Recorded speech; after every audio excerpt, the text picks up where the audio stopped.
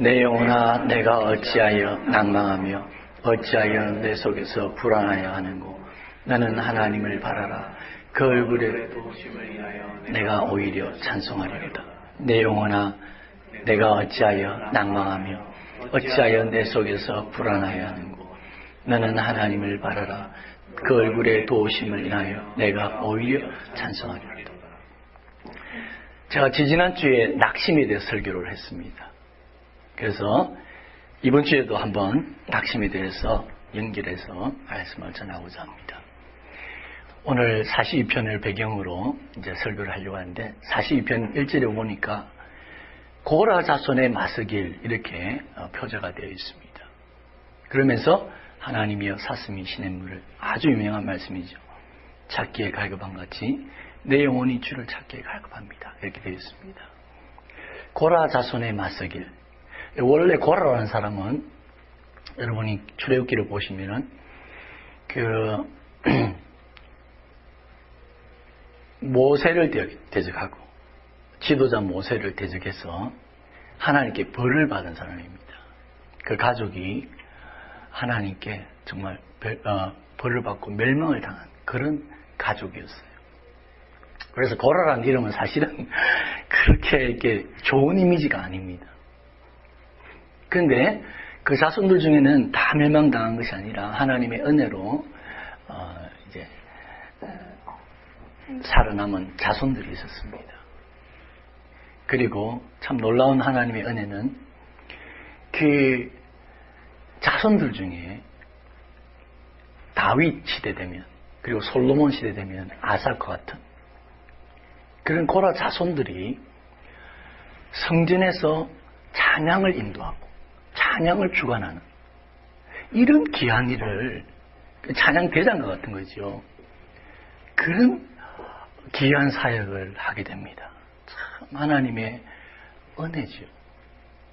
그래서 여기서 고라 자손의 마스길, 마스길이라는 것은 뭐 교훈 이런 뜻입니다. 고라 자손의 시다. 이 말은 이제 찬양 인도자들, 성전에서 찬양을 인도하는 사람들의 그 시다. 그런 의미입니다. 근데 이제 오늘 말씀을 보니까 이 고라 자손들이 성전에서 찬양하고 성전에서 찬양을 인도하던 사람이었는데 지금 굉장히 어려운 상황에 빠져 있습니다. 낙심하는 상황에 빠졌습니다. 그들이 과거에는 성도들을 이끌어서 찬양을 인도하고 예배를 인도했는데 지금은 그럴 수 없는 아주 먼 곳에서 하나님의 성전 예루살렘에 갈 수도 없고 먼 곳에서 사모하면서 과거에 그 하나님께 예배하던 찬양하던 성도들을 이끌고 같이 함께 찬양하던 그것을 그냥 갈망만 하는 그런 상황에 빠져 있어요. 오늘 4절에 보니까 내가 전에 성의를 지키는 무리와 동행하여 기쁨과 찬송의 소리를 발하여 저희를 하나님의 집으로 인도하였더니 이제는 이 일을 기억만 하고 내 마음이 상한다. 찬양할 수도 없고 찬양을 인도할 수도 없고 성도들과 함께하는 이 예배의 기쁨을 우리는 뭐 늘 들으니까 잘 모르지만 함께할 수 없는 이 예배를 들을 수 없다라는 엄청난 고난, 이것 때문에 마음이 상해 있는 그런 상태라는 거죠. 아마 그들은 지금 멀리 포로로 갔습니다. 예루살렘을 먼 곳에서 바라봐야 되는 그런 상황인 것 같습니다. 6절에 내 하나님이여 내 영혼이 내 속에서 낭망됨으로 내가 요단강과 헤르몬과 미살산에서 주를 기억하나이다. 지금 예루살렘 성에 갈 수 없는 성전에서 예배할 수 없는 그런 상황임을 알 수가 있습니다. 굉장히 낙심할 수 있는 그런 상황이죠. 그래서 이제 보면은 이 학자들은 아마 이 시편 기자가 고라 자손들이 바벨론의 포로로 잡혀갔어. 그곳에서 포로 생활을 하면서 예배도 드릴 수 없고 찬양도 할 수 없는 그런 어려운 가운데 있을 것이다. 그렇게 성경학자들은 추측을 합니다. 근데 여러분, 이러한 환경, 어려운 환경도 우리를 낙심케 하지만 정말 우리를 어렵게 하고 우리를 낙심케 하는 것은 환경이 아닙니다. 우리의 마음을 낙심케 하는 또 다른 것이 있어요. 그것이 뭐냐면 정죄와 비난과 욕입니다. 이 고라 자손들이 포로로 잡혀가서 그곳에서 예배도 못 드리고 있는데 그곳의 사람들이 뭐라고 합니까? 막 욕을 하는 거죠. 오늘 3절에 보니까 다 같이 읽어봅시다. 사람들이 종일 나더러 하는 말이 네 하나님이 어디니? 내 눈물이 주야로 내 음식이. 어려운 환경도 우리를 낙심케 하겠지만 환경이 어렵다고 다 낙심하는 게 아니에요. 정말 우리를 낙심케 하는 것은 정죄입니다. 야, 네 꼬라지가 뭐야? 이거죠. 네 그 뭔 상태야, 너? 응? 정죄하는 거죠. 나를 향해 정죄하고 욕할 때. 여러분, 누구한테 욕을 들어본 적 있습니까? 그럴 때 우리 마음이 낙심이 되는 거죠. 저는요, K-팝 스타를 텔레비에서, 인터넷에서 요즘 보고 있습니다. 앞에는 안 보는데 뒤에 부분에 이제 결승전대 가까이 보면은 봅니다. 근데 거기 보니까 정말 어린 나이에 잘 부르더라고요. 와, 역시 예선을 거쳐서 본선에 오는 사람들 다르다. 어린 나이인데도 참 그런 생각이 들었어요. 어린 나이인데도 뭐 옛날 노래, 좀 오래된 노래도 잘 부르고 그렇게 해요. 그래서 제가 이제 유튜브를 이렇게 보는데 너무 잘 불렀어. 이렇게 댓글을 봤어요. 대부분 사람들이 칭찬을 해요. 야, 잘 부른다. 근데 이런 댓글이 있어요. 아주 부정적인 댓글이 있어요.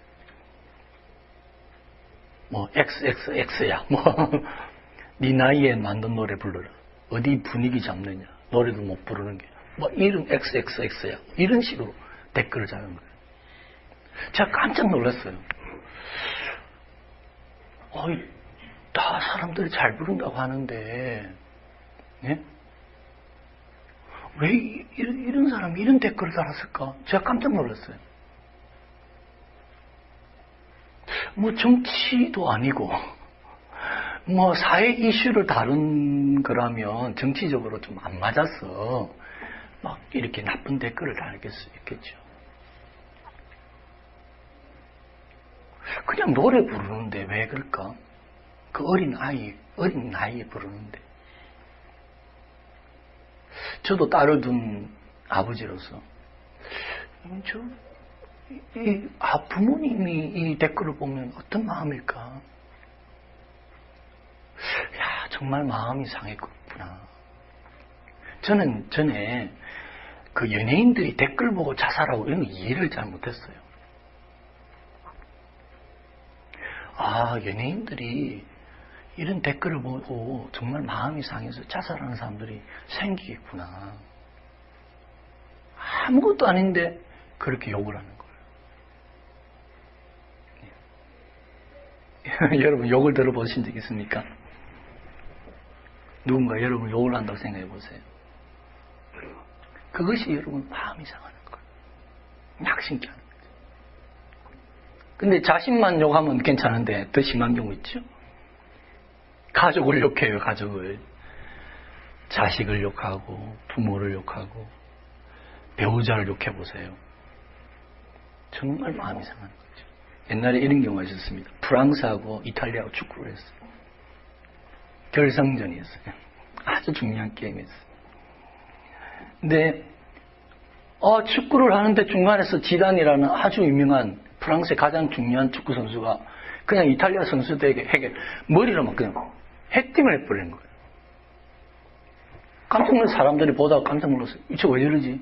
그 퇴장을 당하고 결국 프랑스가 가장 중요한 경기에서 져버렸습니다. 난생 이야기 들어보니까 이탈리아 사람이 지나가면서 지단의 여동생을 욕을 한 거예요. 예? 온갖 욕을 해낸 거예요, 이불로. 그러니까 지단이 뭐 국가고 뭐 나라고 이 경기고 관계없어요. 그 자리에서 그냥 뭐 헤딩을 했던 거예요. 머리로. 이탈리아 선수를 머리를 받아버려요. 자기 가족을 욕을 하니까 눈에 안 보이는 거예요, 아무것도. 예? 이렇게 정죄하고 욕을 할 때 마음이 낙심되죠. 그런데 내 자신을 욕을 하고 누군가가 내 자신의 사랑하는 가족을 욕을 하고 그것도 견디기 힘든데 하나님을 욕을 하는 거야. 야, 네 꼬라지를 보니까 네가 믿는 하나님 있냐? 너 하나님 살아계시냐?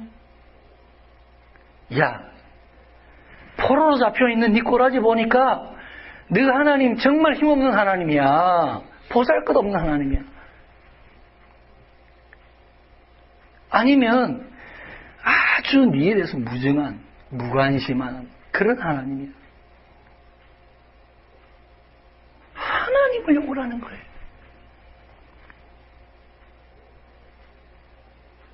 믿으면 생명보다 귀한 것입니다. 그렇지 않습니까? 저에게 하나님은 생명보다 귀한 것입니다. 믿음을 위해서 생명을 바친 사람들이 얼마나 많습니까? 내 자신을 누가 욕을 해도 마음이 상하고 내 가족에 대해서 욕을 해도 마음이 상하지만 내가 믿는 그 하나님을 나를 보면서 욕을 하는 거야. 네 꼬라지 보니까 너가 하나님 안 계신 분이야. 안 좋은 분이야. 하잘것없는 분이야. 그런 정죄를 할 때 얼마나 낙심이 되겠습니까? 얼마나 낙심이 되겠습니까? 지금 시편 기자가 그런 마음이죠. 딴 사람도 아니고 하나님을 찬양하는 인도자입니다. 예배 인도자입니다. 종교인입니다. 종교인. 성전에서 일하는 사람입니다. 그런 사람에게 하나님에 대해서 욕을 해요.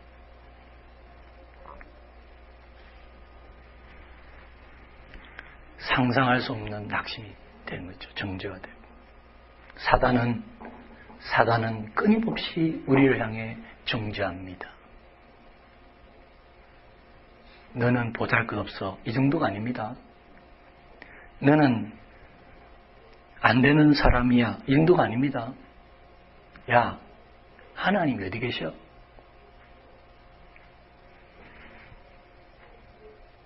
욥이 겪었던 고난이 바로 그겁니다. 예? 심지어 사단이 그랬을 뿐만 아니라 그 안에까지 와서 그렇습니다. 하나님을 차라리 욕하고 죽으라 그랬잖아요. 하나님이 계신다면 그렇게 할 수 있냐? 욕하고 죽으라 그랬잖아요. 우리의 가장 민감하고 가장 중요한 부분을 건드리는 거예요. 신앙의 부분을 건드려요. 하나님을 나를 통해서 욕을 받게 하는 거예요. 내 때문에 하나님이 욕을 당하는 거예요. 그것만큼 있는 것이 없는데 끊임없이 사단은 그렇게 우리를 정죄하는 겁니다.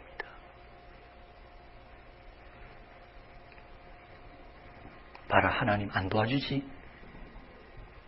봐라, 하나님 너 고통을 외면하시지?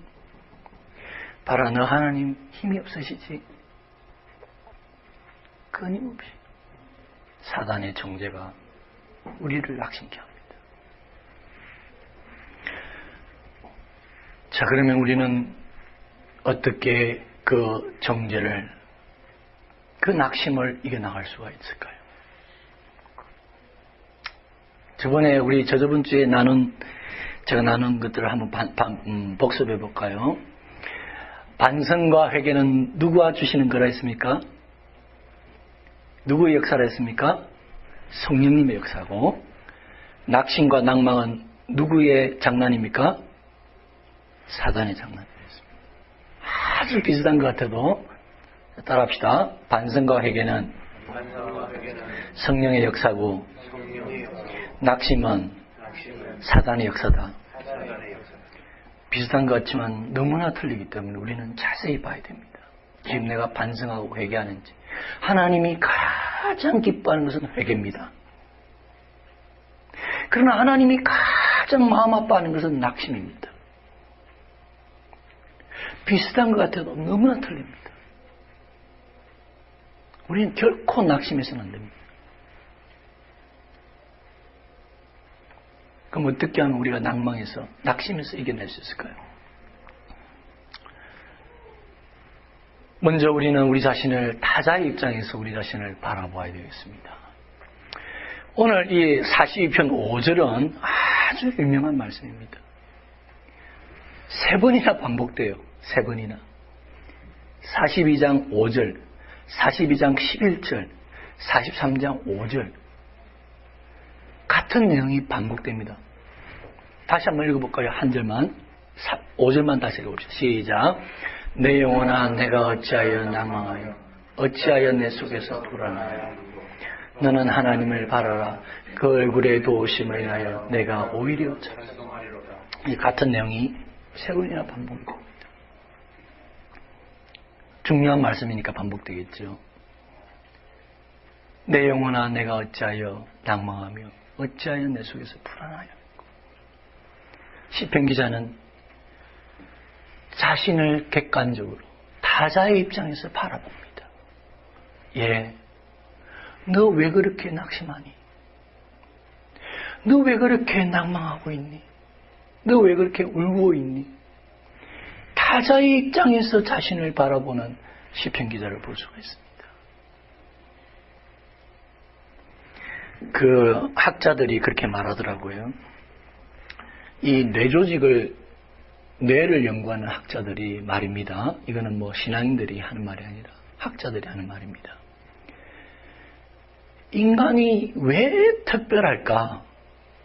뭐 그 사람들은 하나님 안 믿는 사람이지만 그래도 특별한 건 알거든요, 인간이. 그러니까 왜 인간이 모든 피조물 중에 특별할까? 뇌를 연구하는 거예요. 막 잘라가지고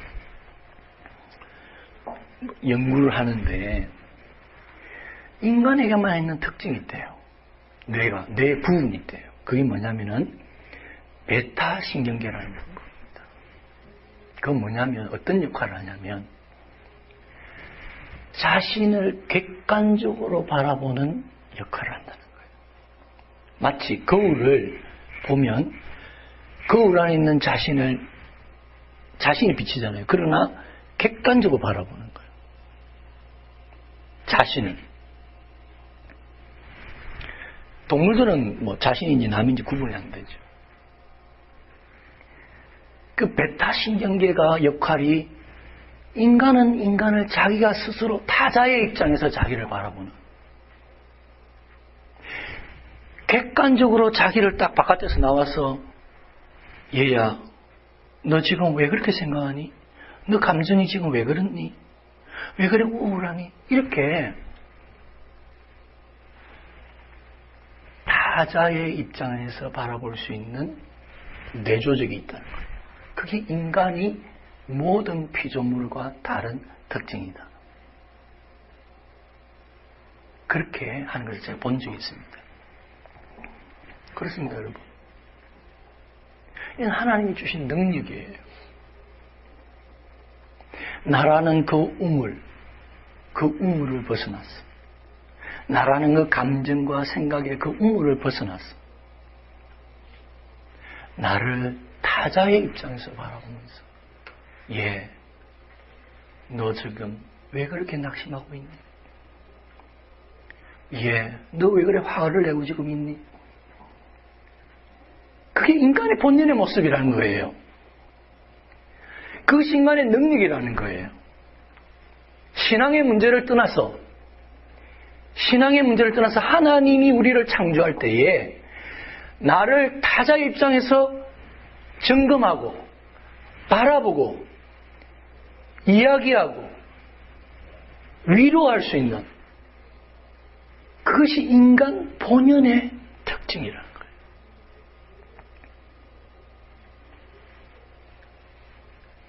그렇기 때문에 여러분, 우리는 타자의 입장에서 우리 자신을 바라볼 수가 있어야 돼요. 시편 기자처럼 오늘. 아시겠죠? 예.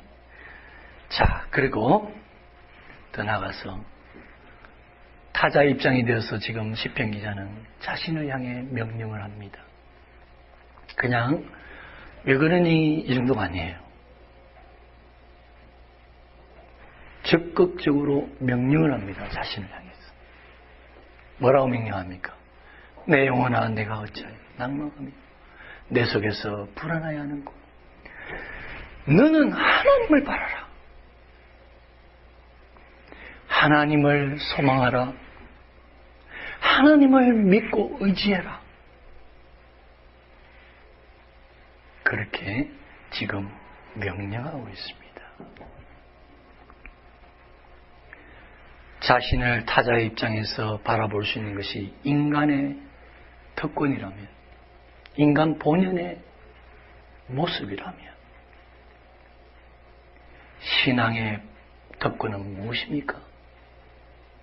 신앙인의 본연의 모습은 무엇입니까? 하나님을 바라봐라. 이것입니다. 이 세상의 모든 피조물들은 현실에 매여 살고 있습니다. 눈에 보이는 것, 손에 잡히는 것, 이 안에서만 갇혀 삽니다. 그렇잖아요? 그러나 인간만이 하나님, 창조주를 생각할 수 있어요. 그 하나님을 소망하고 그 하나님을 믿을 수 있는 특권이 주어졌습니다. 그죠? 그건 인간만의 특징이면서도 성도의 특권입니다. 왜 제가 이렇게 말씀드리냐면 수많은 세상에 인간들이 살아가지만 짐승과 똑같이 현실에만 매여서 살아가는 거예요. 눈에 보이는 것, 손에 잡히는 것, 돈, 명예, 그냥 현실, 거기에서 매여 살아가요.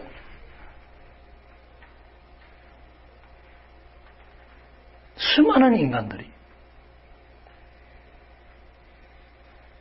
그러면 우리가 짐승과 뭐가 다릅니까?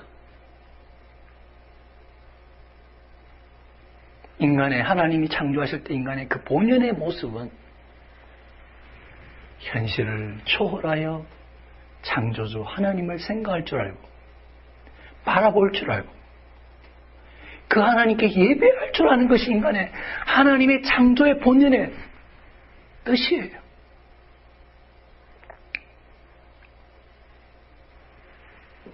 그래서 우리는 자신을 향해서 하나님을 바라봐라.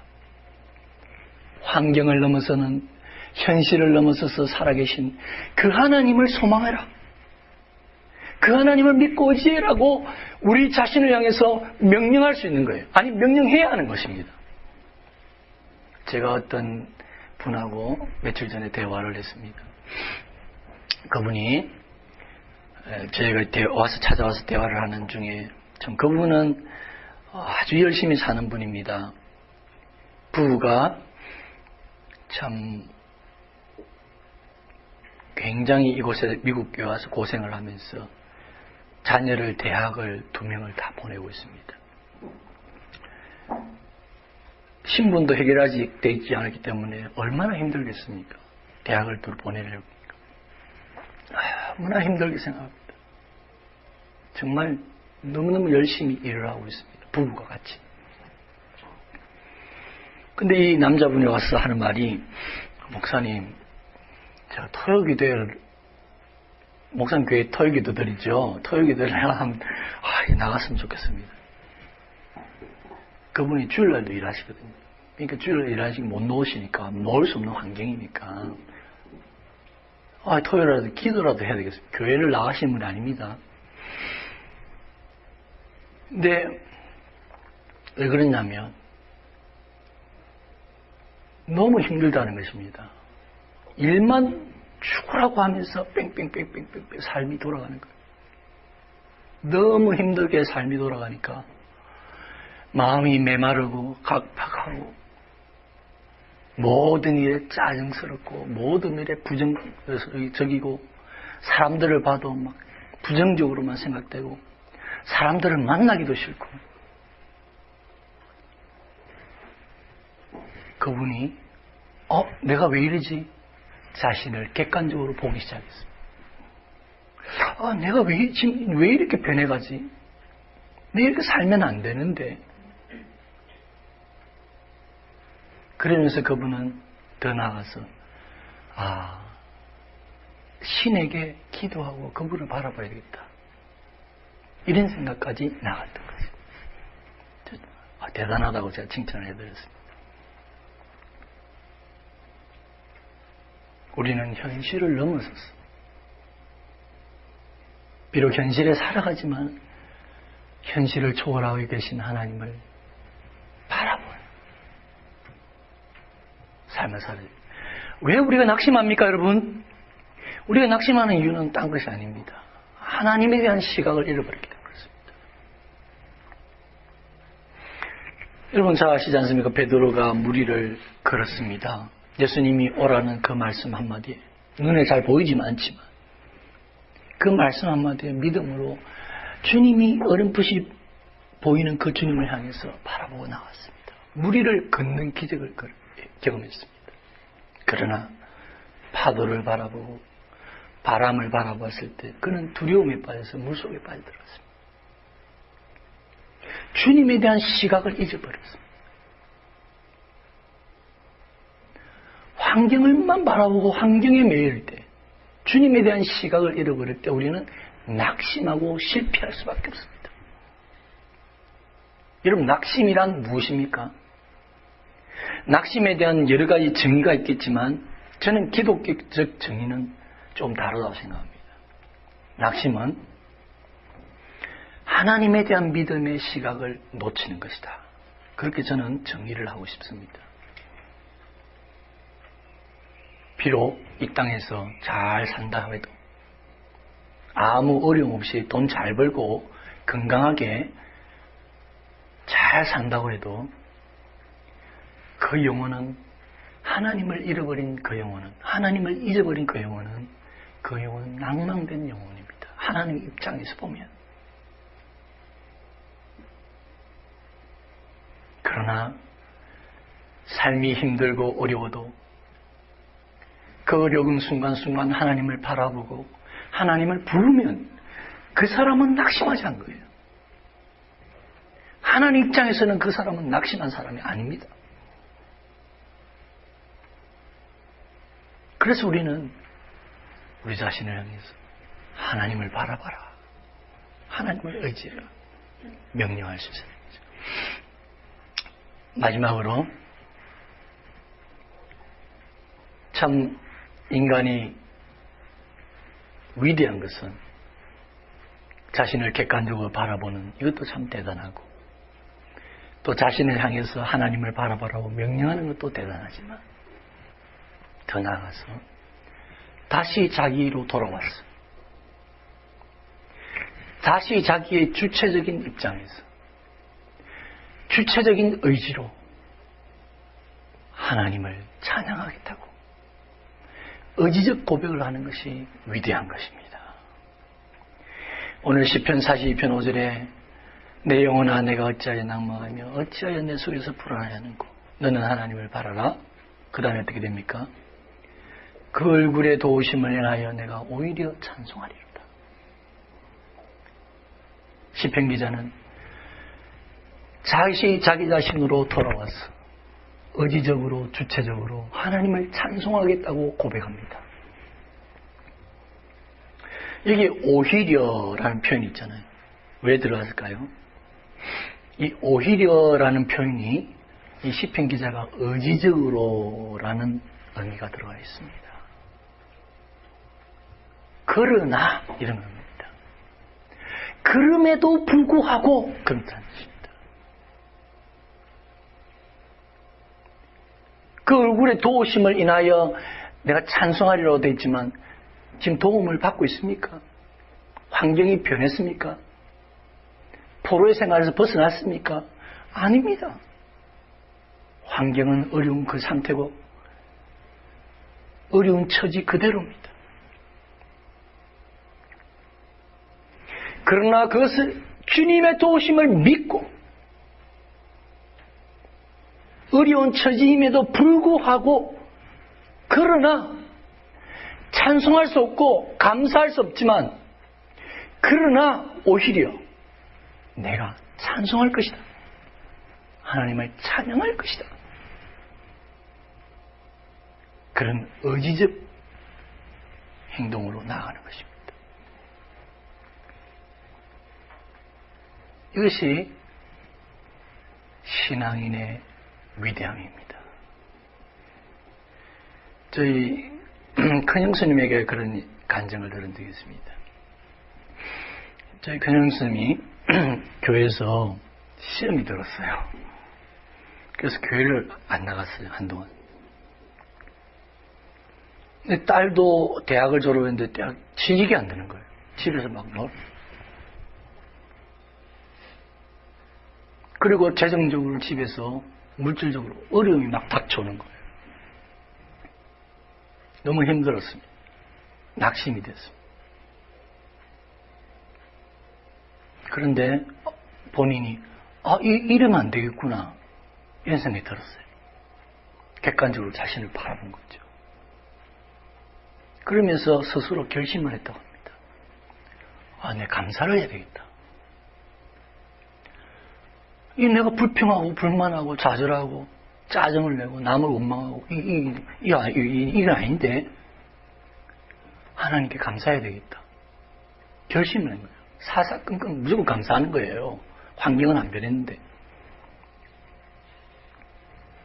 그래서 감사를 했대요. 그런데 딸이 정말 좋은 직장을 취직했습니다. 재정의 문제가 점점 풀리기 시작했습니다. 교회를 다시 나가서 충성하기 시작했습니다. 그렇게 변했다고 간증하는 것을 들었습니다.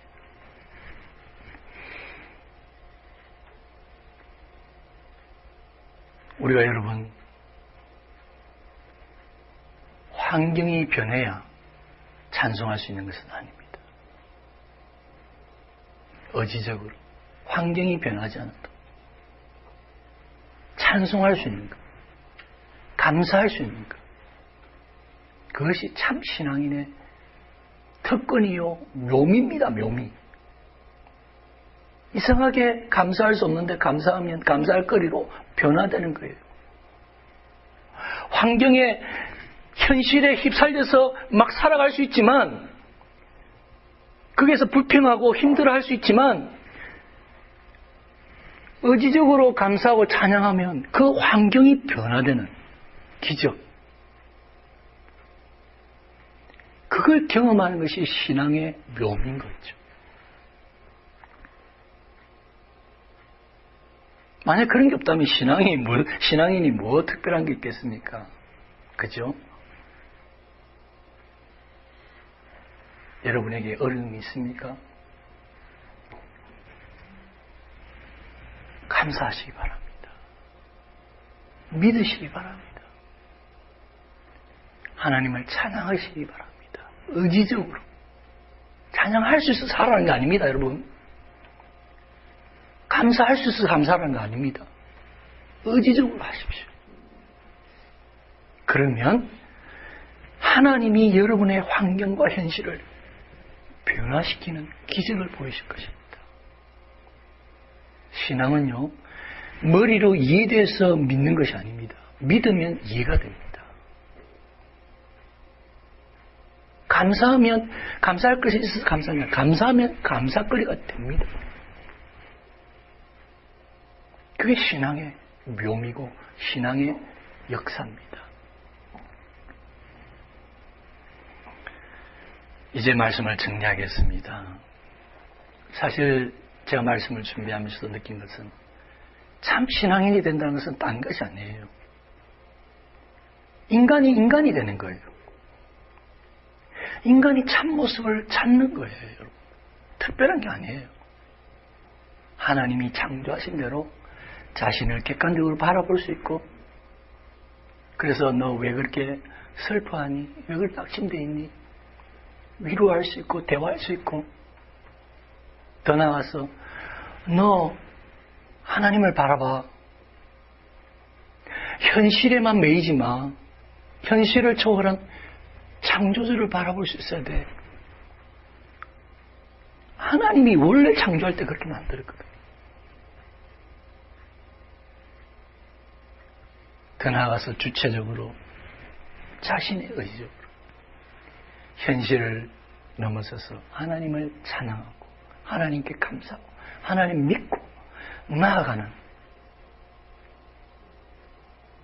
그 인간의 하나님이 본래 창조하신 그 본연의 모습을 찾는 그게 신앙이에요. 어려운 게 아니에요.